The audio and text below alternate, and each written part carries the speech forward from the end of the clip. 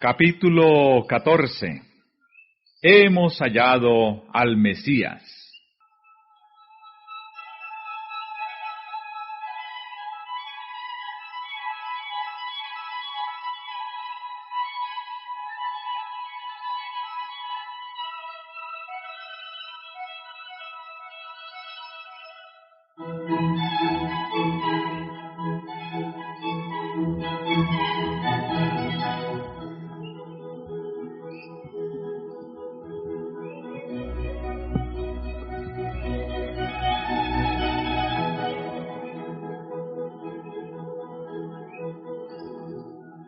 Juan el Bautista estaba predicando y bautizando en Betábara, al otro lado del Jordán. No quedaba muy lejos del lugar donde antaño Dios había detenido el río en su curso hasta que pasara Israel. A corta distancia de allí, la fortaleza de Jericó había sido derribada por los ejércitos celestiales.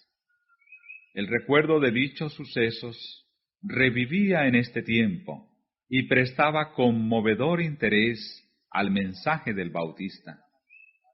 ¿No habría de volver a manifestar su poder para librar a Israel, aquel que había obrado tan maravillosamente en tiempos pasados? Tal era el pensamiento que conmovía el corazón de la gente que diariamente se agolpaba a orillas del Jordán.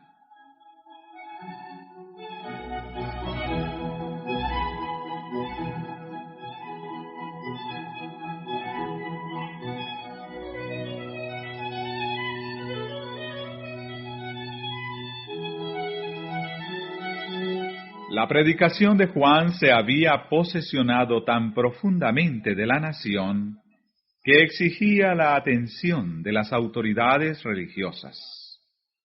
El peligro que se produjera alguna insurrección inducía a los romanos a considerar con sospecha toda reunión popular y todo lo que tuviese el menor viso de un levantamiento del pueblo excitaba los temores de los gobernantes judíos. Juan no había reconocido la autoridad del Sanedrín ni pedido su sanción sobre su obra, y había reprendido a los gobernantes y al pueblo, a fariseos y saduceos por igual. Sin embargo, el pueblo le seguía ávidamente. El interés manifestado en su obra parecía aumentar de continuo. Aunque él no le había manifestado deferencia, el Sanedrín estimaba que, por enseñar en público, se hallaba bajo su jurisdicción.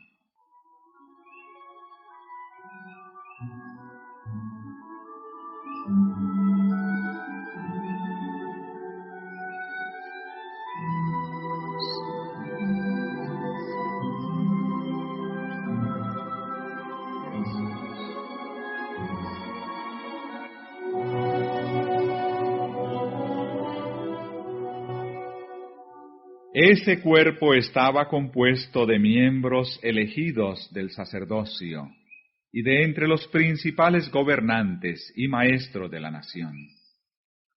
El sumo sacerdote era quien lo presidía, por lo general.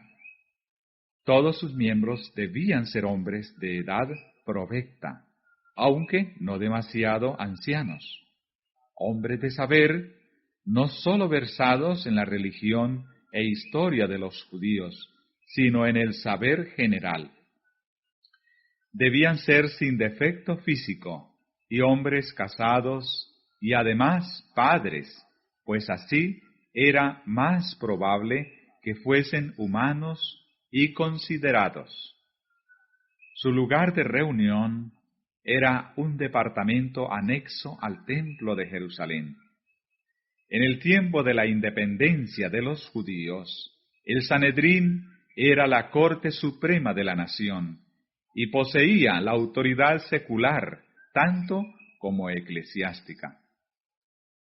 Aunque en el tiempo de Cristo se hallaba subordinado a los gobernadores romanos, ejercía todavía una influencia poderosa en los asuntos civiles y religiosos.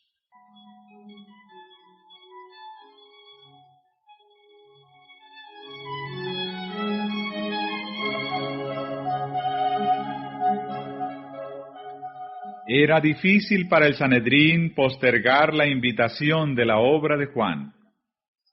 Algunos recordaban la revelación dada a Zacarías en el templo y su profecía de que su hijo sería el heraldo del Mesías.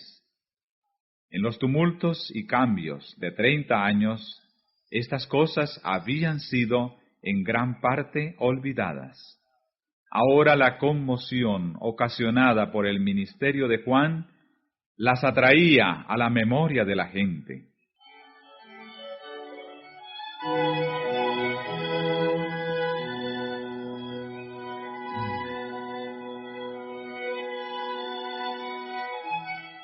Hacía mucho que Israel no había tenido profeta.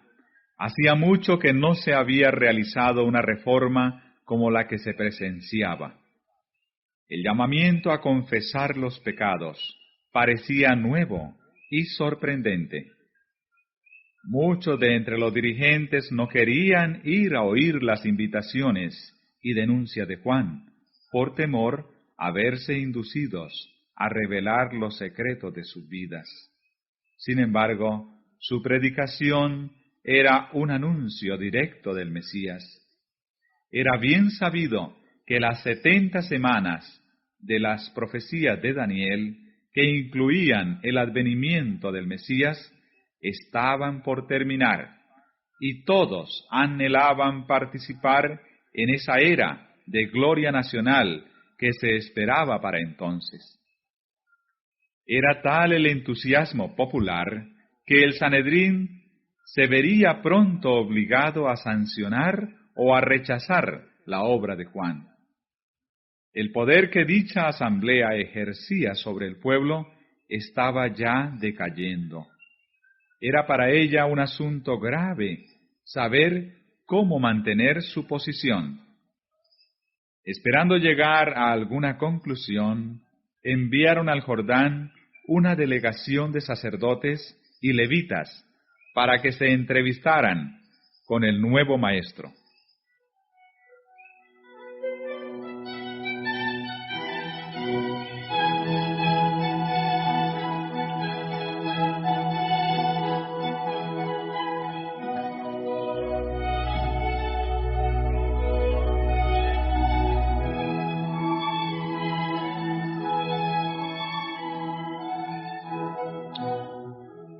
Cuando los delegados llegaron, había una multitud congregada que escuchaba sus palabras. Con aire de autoridad, destinado a impresionar a la gente y a inspirar deferencia al profeta, llegaron los altivos rabinos. Con un movimiento de respeto, casi de temor, la muchedumbre les dio paso. Los notables, con lujosa vestimenta y con el orgullo de su posición y poder, se llegaron ante el profeta del desierto. ¿Tú quién eres?, preguntaron. No soy yo el Cristo, contestó Juan, sabiendo lo que ellos pensaban. ¿Qué pues? ¿Eres tú Elías? No soy. ¿Eres tú el profeta? No. Pues ¿quién eres para que demos respuesta a los que nos enviaron? ¿Qué dices de ti mismo? Yo soy la voz del que clama en el desierto. Enderezad el camino del Señor, como dijo Isaías, profeta.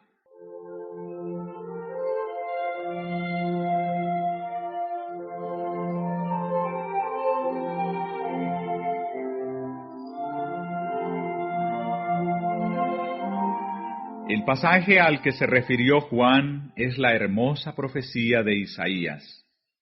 Consolaos, consolaos, pueblo mío, dice vuestro Dios. Hablad al corazón de Jerusalén.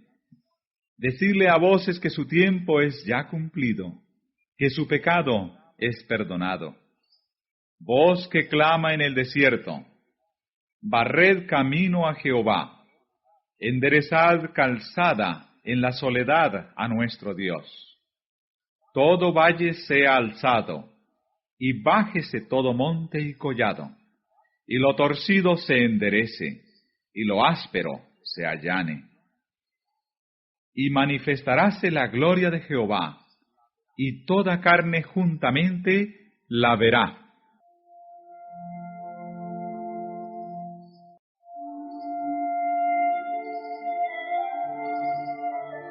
Antiguamente, cuando un rey viajaba por las comarcas menos frecuentadas de sus dominios, se enviaba delante del carro real a un grupo de hombres para que aplanase los lugares escabrosos y llenase los baches, a fin de que el rey pudiese viajar con seguridad y sin molestia.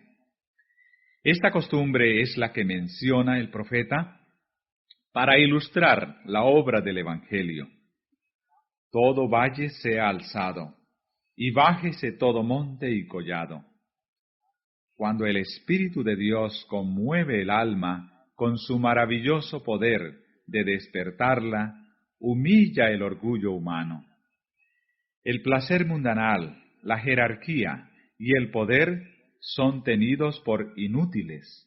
Son destruidos los consejos y toda altura que se levanta contra la ciencia de Dios, y se sujeta todo intento a la obediencia de Cristo.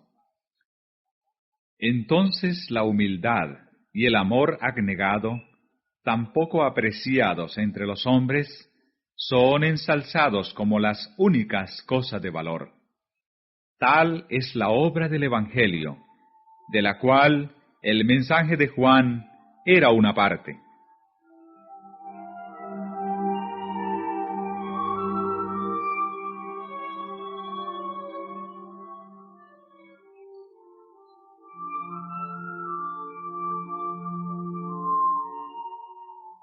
Los rabinos continuaron preguntando: ¿por qué pues bautizas si tú no eres el Cristo, ni Elías, ni el profeta? Las palabras del profeta se referían a Moisés. Los judíos se habían inclinado a creer que Moisés sería resucitado de los muertos y llevado al cielo. No sabían que ya había sido resucitado. Cuando el Bautista inició su ministerio, muchos pensaron que tal vez fuese el profeta Moisés resucitado, porque parecía tener un conocimiento cabal de las profecías y de la historia de Israel.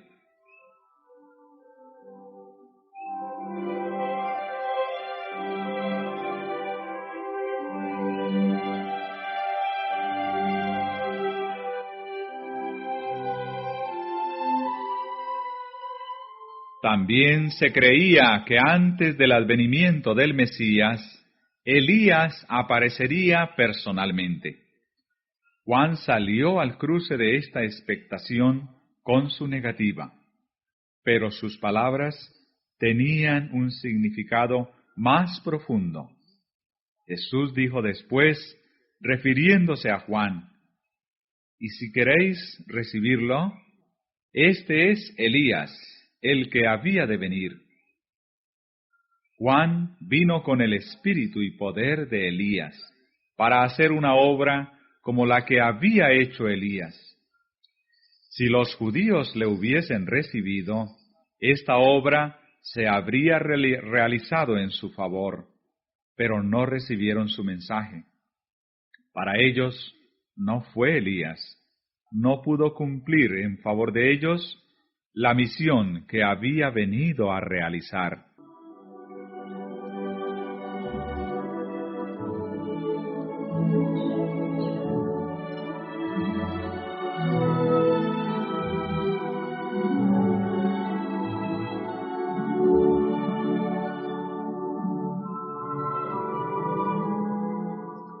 Muchos de los que estaban reunidos al lado del Jordán habían estado presentes en ocasión del bautismo de Jesús. Pero la señal dada entonces había sido manifiesta para unos pocos de entre ellos. Durante los meses precedentes, durante el ministerio del Bautista, muchos se habían negado a escuchar el llamamiento al arrepentimiento. Así habían endurecido su corazón y oscurecido su entendimiento. Cuando el cielo dio testimonio a Jesús en ocasión de su bautismo, no lo percibieron. Los ojos que nunca se habían vuelto con fe hacia el invisible, no vieron la revelación de la gloria de Dios. Los oídos que nunca habían escuchado su voz, no oyeron las palabras del testimonio. Así sucede ahora. Con frecuencia, la presencia de Cristo y de los ángeles ministradores se manifiesta en las asambleas del pueblo. Y sin embargo, muchos no lo saben. No disciernen nada insólito, pero la presencia del Salvador se revela a algunos. La paz y el gozo animan su corazón. Son consolados, estimulados y bendecidos.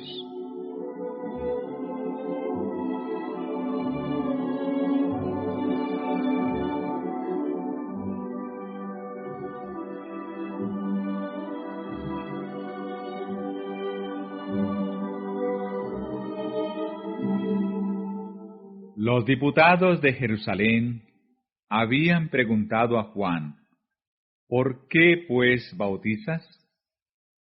Y estaban aguardando su respuesta. Repentinamente, al pasear Juan la mirada sobre la muchedumbre, sus ojos se iluminaron, su rostro se animó, todo su ser quedó conmovido por una profunda emoción.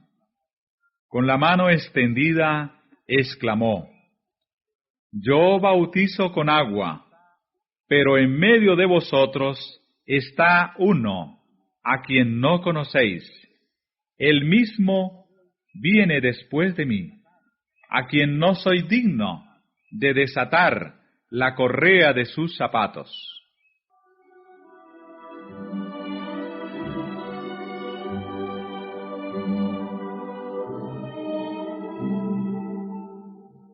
El mensaje que debía ser llevado al Sanedrín era claro e inequívoco.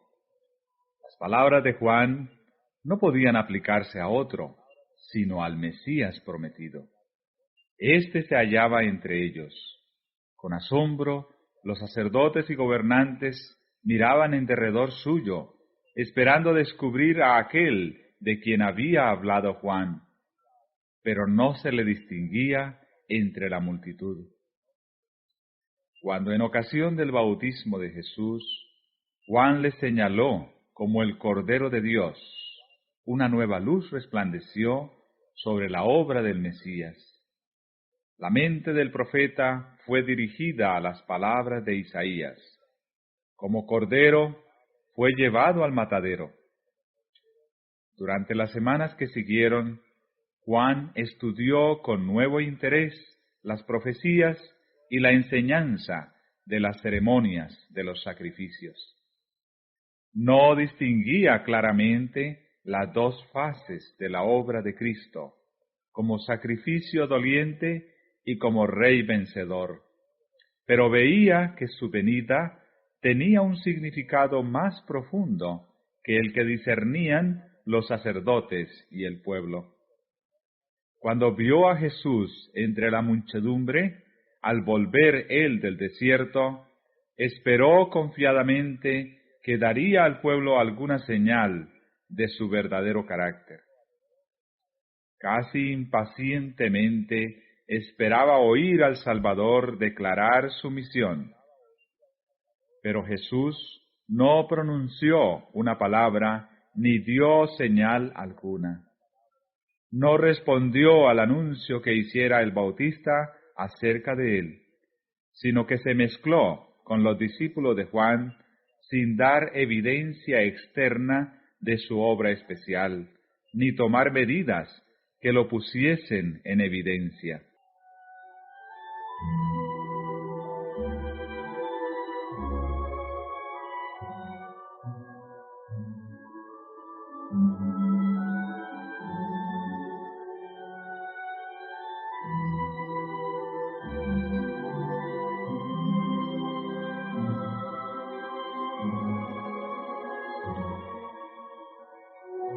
Al día siguiente, Juan vio venir a Jesús, con la luz de la gloria de Dios descansando sobre él.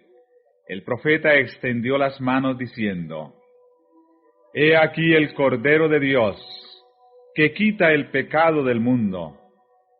Este es del que dije: Tras mí viene un varón, el cual es antes de mí, y yo no le conocía. Mas para que fuese manifestado a Israel, por eso vine yo bautizando con agua. Vi al Espíritu que descendía del cielo como paloma, y reposó sobre él, y yo no le conocía. Mas el que me envió a bautizar con agua, aquel me dijo: Sobre quien vieres descender el Espíritu, y que reposa sobre él, este es el que bautiza con Espíritu Santo. Y yo le vi, y he dado testimonio, que este es el Hijo de Dios.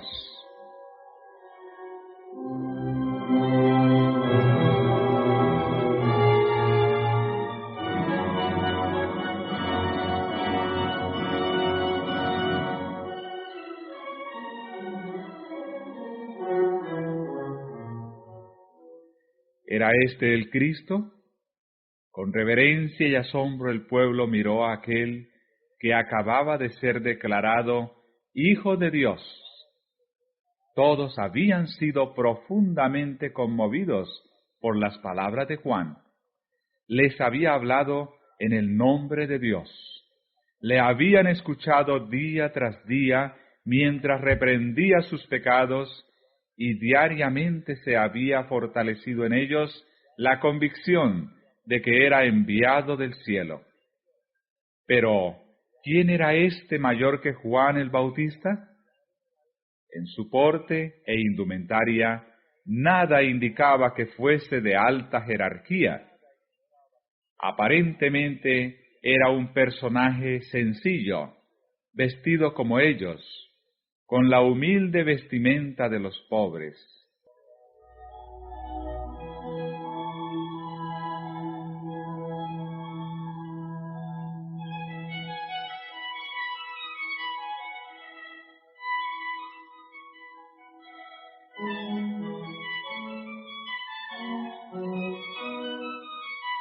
Había entre la multitud algunos de los que en ocasión del bautismo de Cristo habían contemplado la gloria divina y oído la voz de Dios.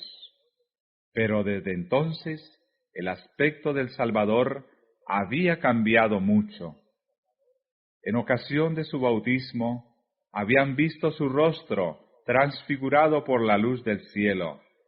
Ahora, pálido, cansado y demacrado, fue reconocido únicamente por el profeta Juan.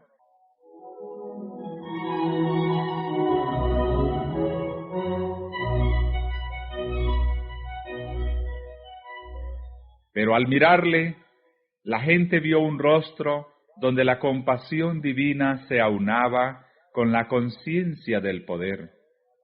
Toda mirada de sus ojos, todo rasgo de su semblante, estaba señalado por la humildad y expresaba un amor indecible. Parecía rodeado por una atmósfera de influencia espiritual. Aunque sus modales eran amables y sencillos, daba a los hombres una impresión de un poder escondido, pero que no podía ocultarse completamente. ¿Era este aquel a quien Israel había esperado tanto tiempo?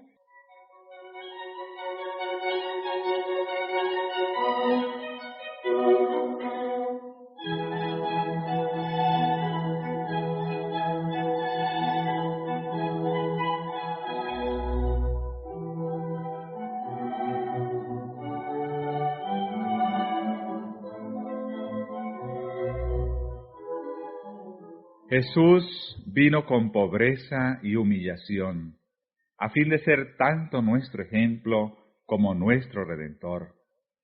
Si hubiese aparecido con pompa real, ¿cómo podría habernos enseñado la humildad? ¿Cómo podría haber presentado verdades tan terminantes en el Sermón del Monte? ¿Dónde habría quedado la esperanza de los humildes en esta vida si Jesús hubiese venido a morar como Rey entre los hombres?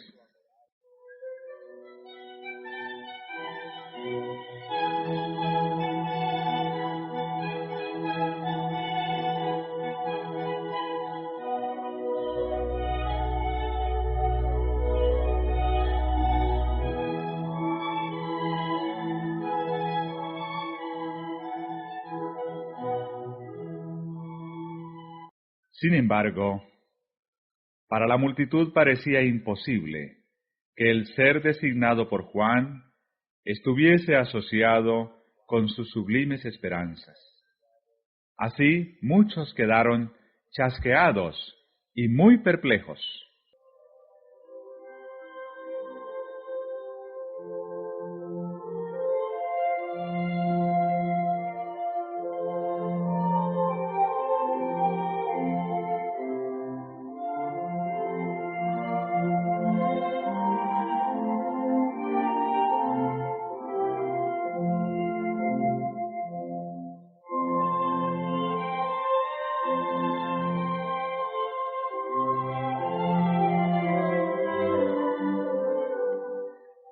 Las palabras que los sacerdotes y rabinos tanto deseaban oír, a saber, que Jesús restauraría ahora el reino de Israel, no habían sido pronunciadas. Tal rey habían estado esperando, y por él velaban. Y a un rey tal estaban dispuestos a recibir. Pero no querían aceptar a uno que tratase de establecer en sus corazones un reino de justicia y de paz.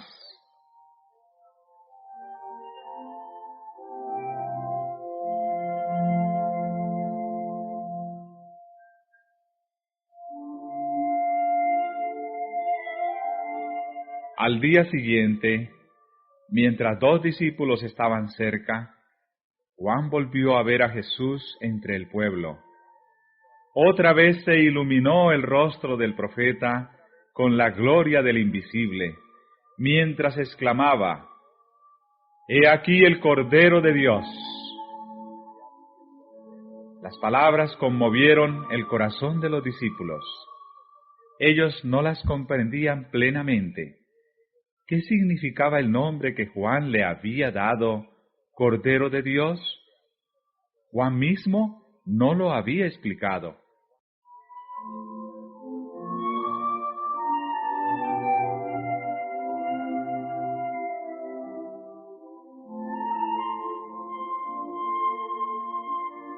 Dejando a Juan, se fueron en pos de Jesús. Uno de ellos era Andrés, hermano de Simón. El otro, Juan, el que iba a ser el evangelista. Estos fueron los primeros discípulos de Cristo.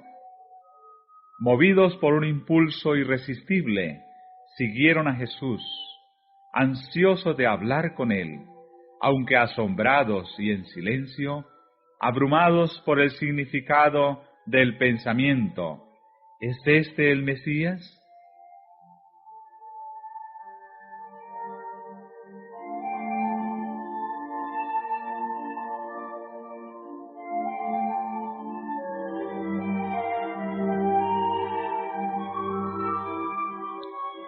Jesús sabía que los discípulos le seguían.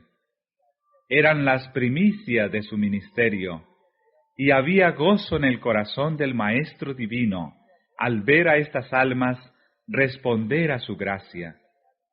Sin embargo, volviéndose les preguntó: ¿qué buscáis? Quería dejarlos libres para volver atrás, o para expresar su deseo.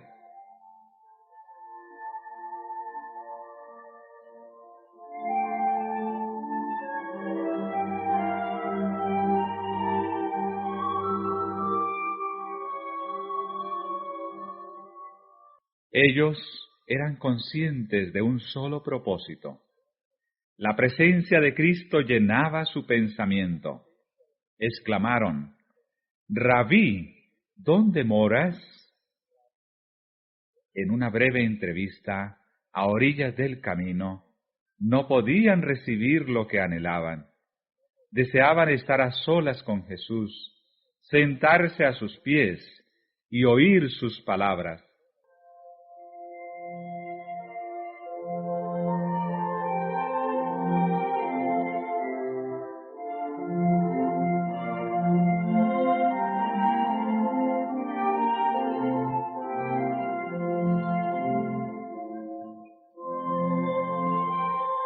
Díceles: «Venid y ved».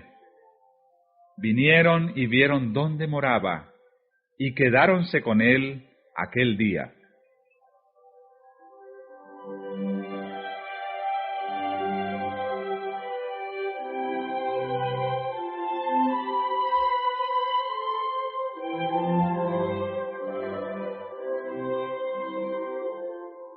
Si Juan y Andrés hubiesen estado dominados por el espíritu incrédulo de los sacerdotes y gobernantes, no se habrían presentado como discípulos a los pies de Jesús.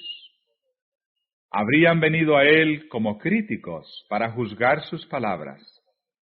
Muchos cierran así la puerta a las oportunidades más preciosas. No sucedió así con estos primeros discípulos.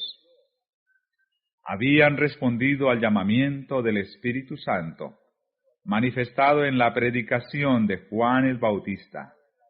Ahora reconocían la voz del Maestro Celestial. Para ellos, las palabras de Jesús estaban llenas de refrigerio, verdad y belleza. Una iluminación divina se derramaba sobre las enseñanzas de las Escrituras del Antiguo Testamento. Los multilaterales temas de la verdad se destacaban con una nueva luz.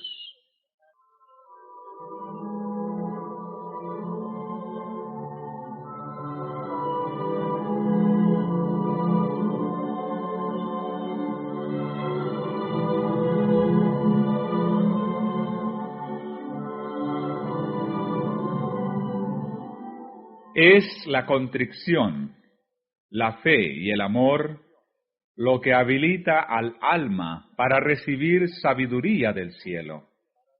La fe, obrando por el amor, es la llave del conocimiento, y todo aquel que ama conoce a Dios.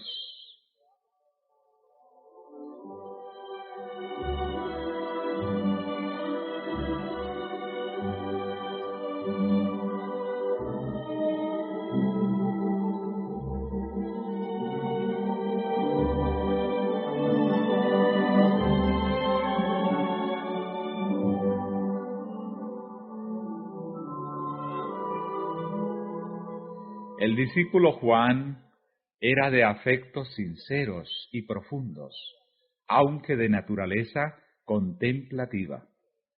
Había empezado a discernir la gloria de Cristo, no la pompa mundanal, ni el poder que se le había enseñado a esperar, sino la gloria como del unigénito del Padre, lleno de gracia y de verdad. Estaba absorto en la contemplación del maravilloso tema.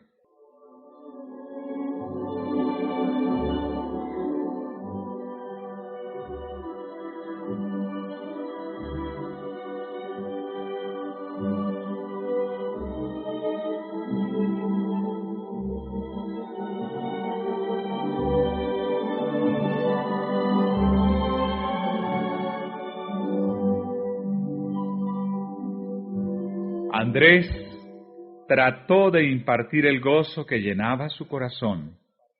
Yendo en busca de su hermano Simón, exclamó: «Hemos hallado al Mesías».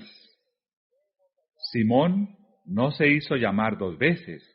Él también había oído la predicación de Juan el Bautista y se apresuró a ir al Salvador.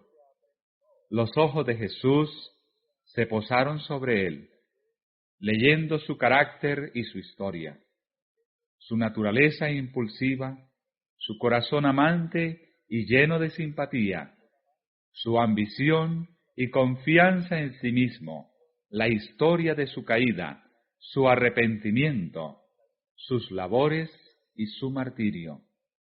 El Salvador lo leyó todo y dijo: Tú eres Simón, hijo de Jonás.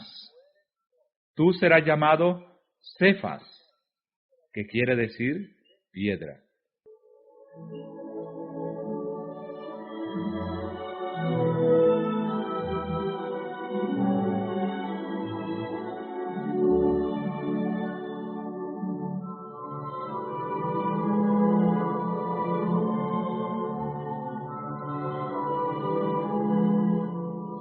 El día siguiente quiso Jesús ir a Galilea, y allí halla a Felipe, al cual dijo: Sígueme.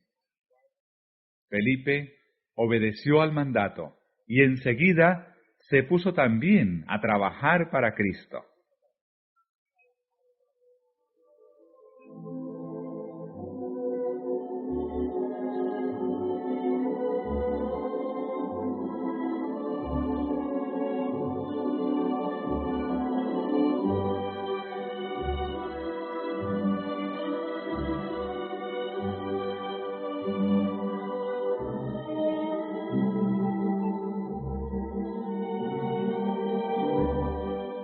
Felipe llamó a Natanael.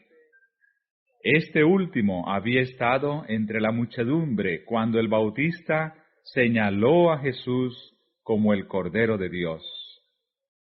Al mirar a Jesús, Natanael quedó desilusionado.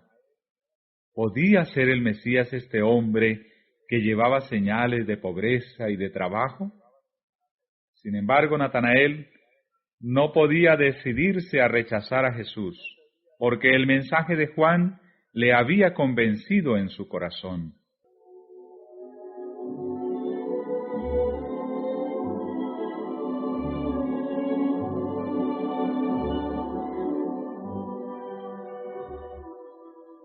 Cuando Felipe lo llamó, Natanael se había retirado a un tranquilo huerto para meditar sobre el anuncio de Juan y las profecías concernientes al Mesías.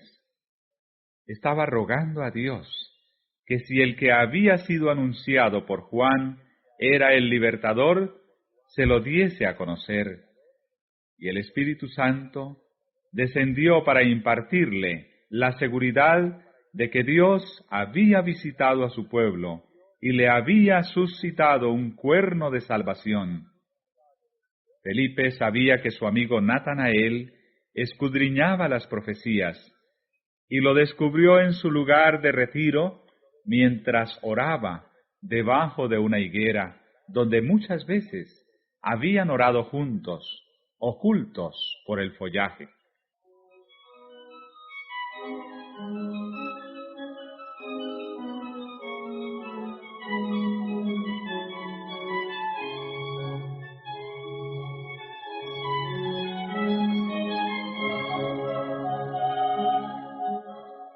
El mensaje: hemos hallado a aquel de quien escribió Moisés en la ley y los profetas, pareció a Natanael una respuesta directa a su oración.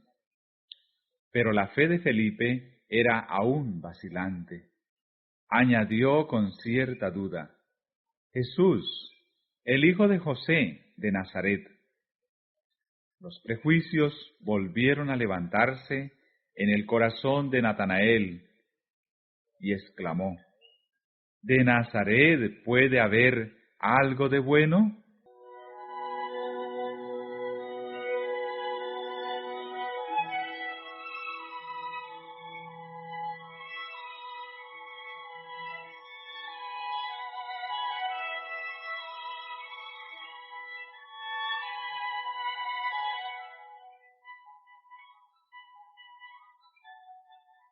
Felipe no entró en controversia. Dijo: ven y ve. Jesús vio venir así a Natanael y dijo de él: he aquí un verdadero israelita, en el cual no hay engaño. Sorprendido, Natanael exclamó: ¿de dónde me conoces? Respondió Jesús y díjole: antes que Felipe te llamara, cuando estabas debajo de la higuera, yo te vi.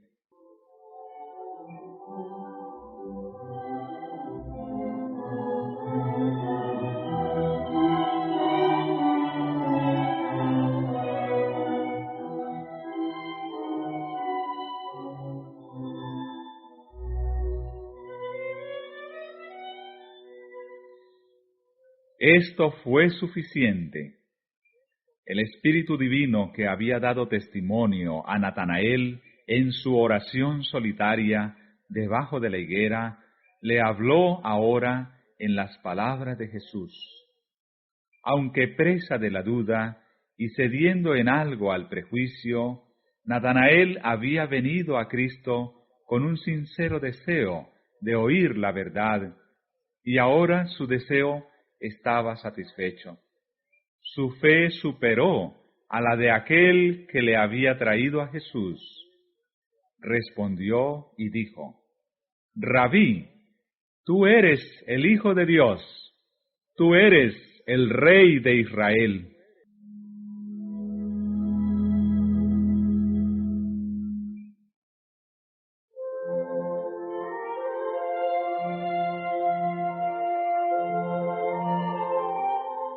Si Natanael hubiese confiado en los rabinos para ser dirigido, nunca habría hallado a Jesús.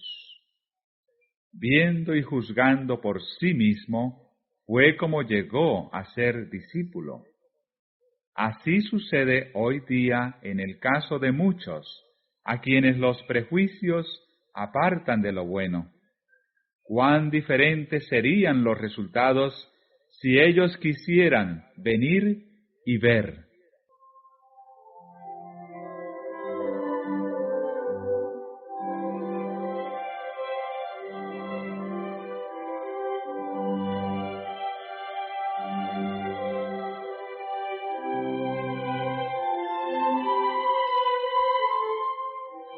Ninguno llegará a un conocimiento salvador de la verdad mientras confíe en la dirección de la autoridad humana. Como Natanael, necesitamos estudiar la palabra de Dios por nosotros mismos y pedir la iluminación del Espíritu Santo. Aquel que vio a Natanael debajo de la higuera nos verá en el lugar secreto de oración. Los ángeles del mundo de luz están cerca de aquellos que con humildad solicitan la dirección divina.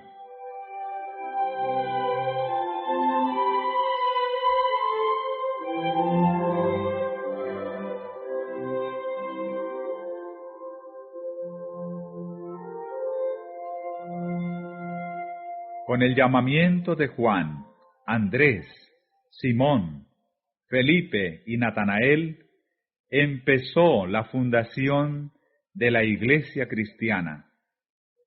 Juan dirigió a 2 de sus discípulos a Cristo.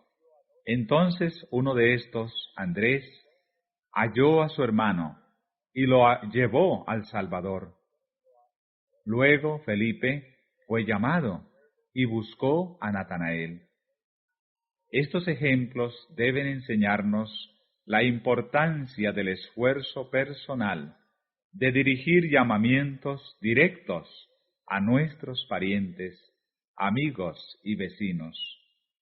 Hay quienes durante toda la vida han profesado conocer a Cristo y sin embargo no han hecho nunca un esfuerzo personal para traer siquiera un alma al Salvador. Dejan todo el trabajo al predicador. Tal vez él esté bien preparado para su vocación, pero no puede hacer lo que Dios ha dejado para los miembros de la Iglesia.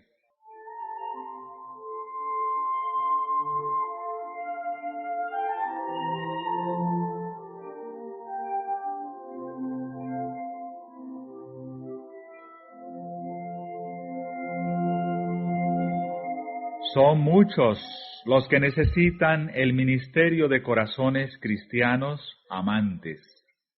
Muchos han descendido a la ruina cuando podrían haber sido salvos, si sus vecinos, hombres y mujeres comunes, hubiesen hecho algún esfuerzo personal en su favor. Muchos están aguardando a que se les hable personalmente. En la familia misma, en el vecindario, en el pueblo en que vivimos, hay para nosotros trabajo que debemos hacer como misioneros de Cristo. Si somos creyentes, esta obra será nuestro deleite. Apenas se han convertido uno cuando nace en él el deseo de dar a conocer a otros cuán precioso amigo ha hallado en Jesús. La verdad salvadora y santificadora no puede quedar encerrada en su corazón.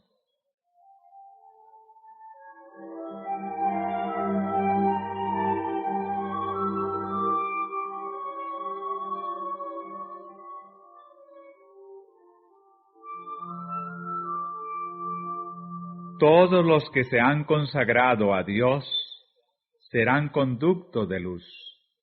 Dios los hace agentes suyos para comunicar a otros las riquezas de su gracia.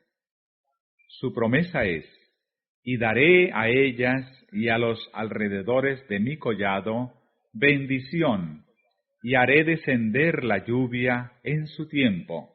Lluvias de bendición serán.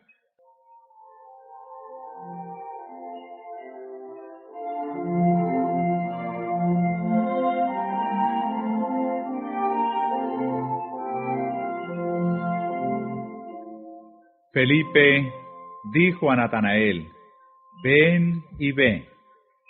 No le pidió que aceptase el testimonio de otro, sino que contemplase a Cristo por sí mismo.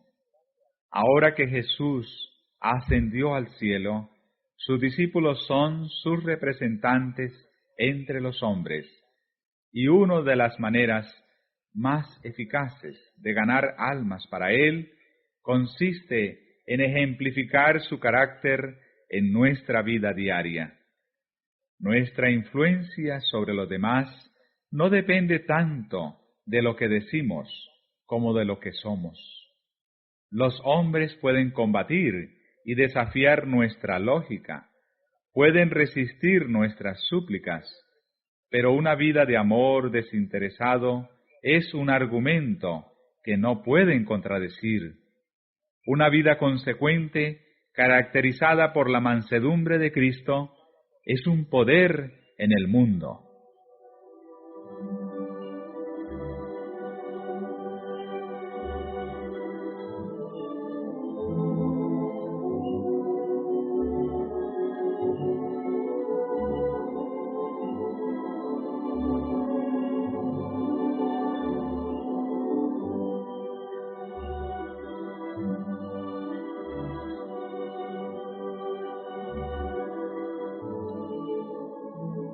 La enseñanza de Cristo fue la expresión de una convicción íntima y de la experiencia, y los que aprenden de Él llegan a ser maestros según el orden divino.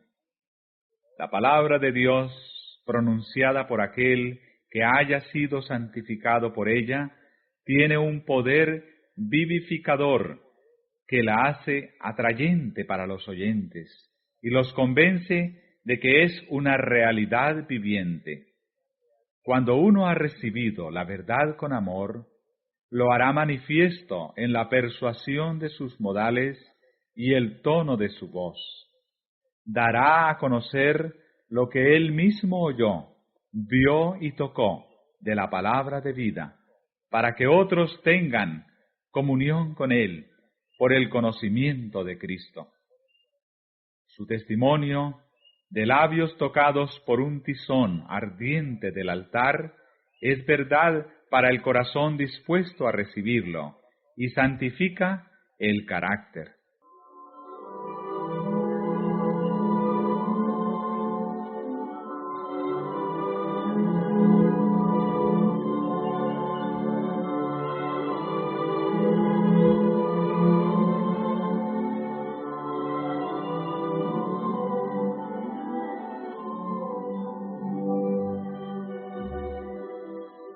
Y el que procura dar la luz a otros, será él mismo bendecido. Habrá lluvias de bendición. El que riega será él mismo regado. Dios podría haber alcanzado su objeto de salvar a los pecadores sin nuestra ayuda, pero a fin de que podamos desarrollar un carácter como el de Cristo, debemos participar en su obra. A fin de entrar en su gozo, el gozo de ver almas redimidas por su sacrificio, debemos participar de sus labores en favor de su redención.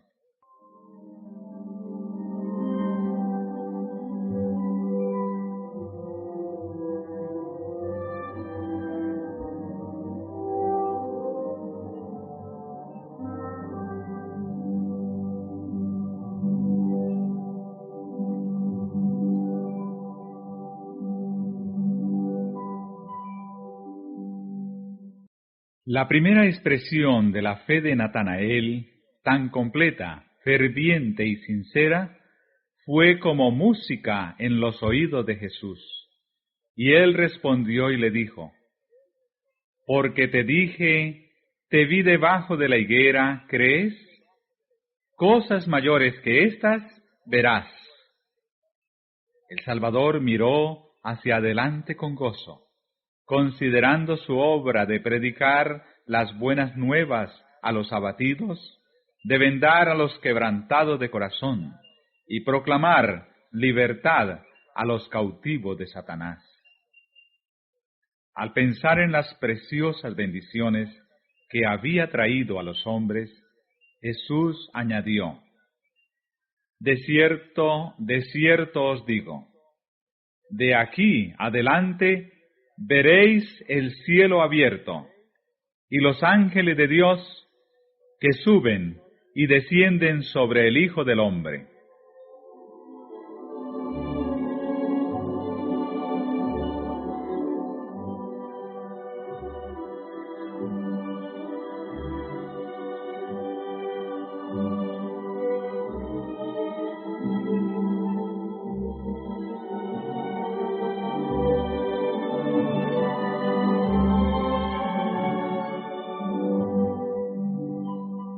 Con esto, Cristo dice en realidad: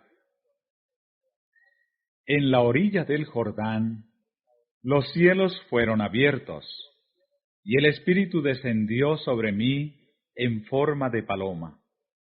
Esta escena no fue sino una señal de que soy el Hijo de Dios.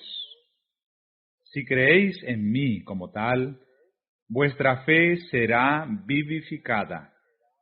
Veréis que los cielos están abiertos y nunca se cerrarán. Los he abierto a vosotros. Los ángeles de Dios están ascendiendo y llevando las oraciones de los menesterosos y angustiados al Padre Celestial. Y al descender, traen bendición y esperanza, valor, ayuda y vida a los hijos de los hombres.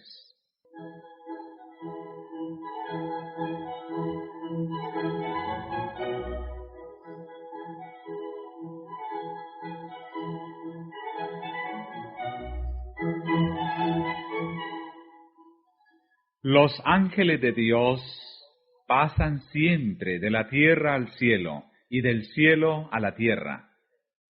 Los milagros de Cristo en favor de los afligidos y dolientes fueron realizados por el poder de Dios mediante el ministerio de los ángeles. y es por medio de Cristo, por el ministerio de sus mensajeros celestiales, como nos llega toda bendición de Dios. Al revestirse de la humanidad, nuestro Salvador une sus intereses con los de los caídos hijos e hijas de Adán, mientras que por su divinidad se aferra al trono de Dios, y así es Cristo el medio de comunicación de los hombres con Dios y de Dios con los hombres.